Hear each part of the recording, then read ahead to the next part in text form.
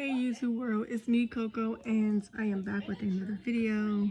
Y'all, I've been trying to make this video for like the past few weeks and for some freaking reason I just keep getting interrupted, okay? So before we get into the video, y'all know I gotta do my birthday countdown and your girl is turning 27 tomorrow. Okay, birthday is finally here. Well, not here, but it's here, you know?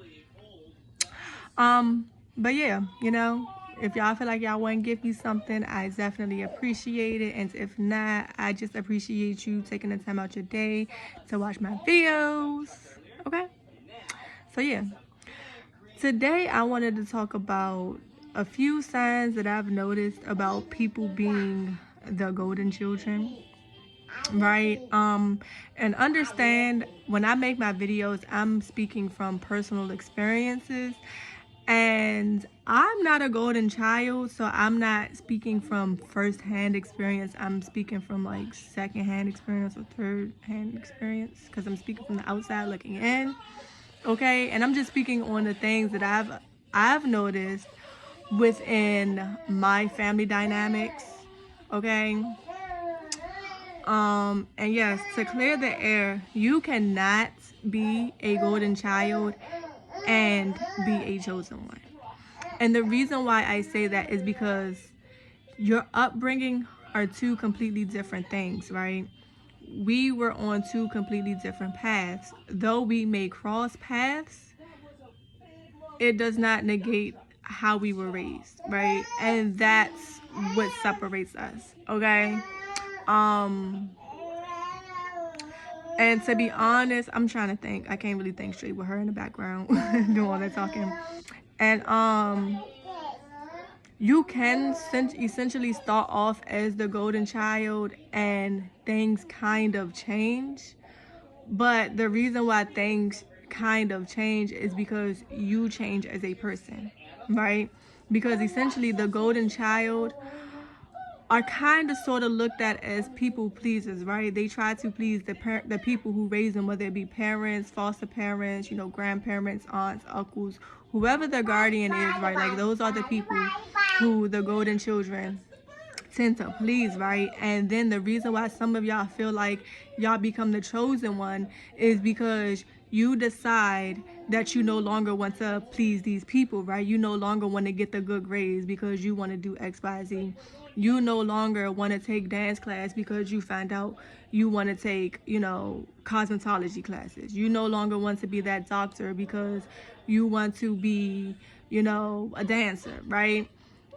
You're still the golden child. It's just you decide that you wanted to live for you versus you continuing to live for the people who were giving you the praise that you wanted, okay? Or the praise that you were seeking for. You stopped seeking the things that they were seeking for you to do, right? So at the end of the day, your upbringing is still the same. So you're still going to be the golden child.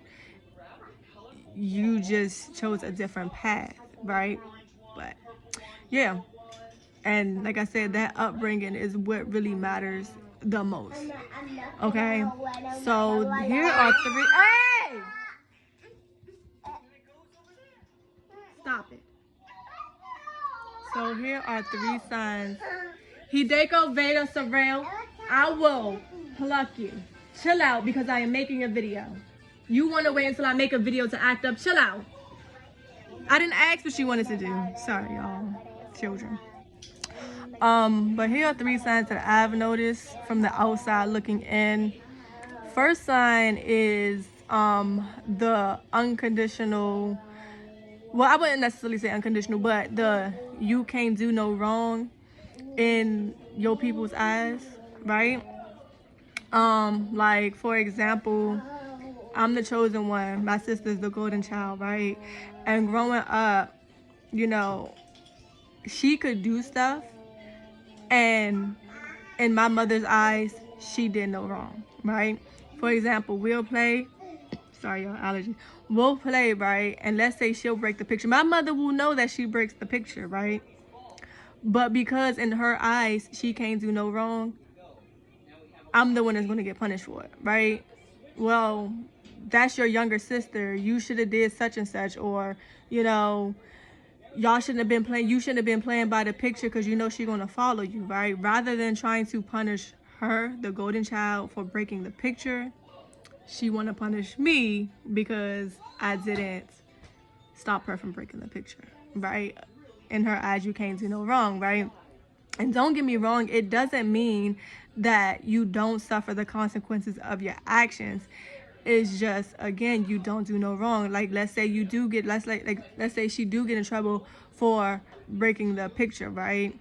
Her consequences versus like a chosen one's consequences, like she'll get time out versus me getting everything taken away and having to go into time out, right? Like, you see the difference in the golden child's punishment versus the chosen one's punishment. And you know, each family has their way of, you know, disciplining and punishing their children, right? So to each his own, take it how it resonates and apply it to your life, right? Sign number 2 is the unconditional support, right? Well, I shouldn't keep saying unconditional, but the support, right? So let's say me and my sister, we have a recital Monday and Friday, right? Mine is on Friday, my sister's is on Monday, right? And this actually happened, not like close in schedule like this, but has actually happened. My mother will go to every single or majority of my sister's performances and stuff like that, or art shows and things like that. But then when it came to me, she barely showed up, right? Again, she supports the golden child, right? She's there to show up at her shows. She's there when she's acting out. She's there when she's doing all this stuff, versus the chosen one, on the other hand, don't really get the same attention. And if they do get the attention, it's the negative attention. It's that I'm tired and I don't want to deal with you attention, right?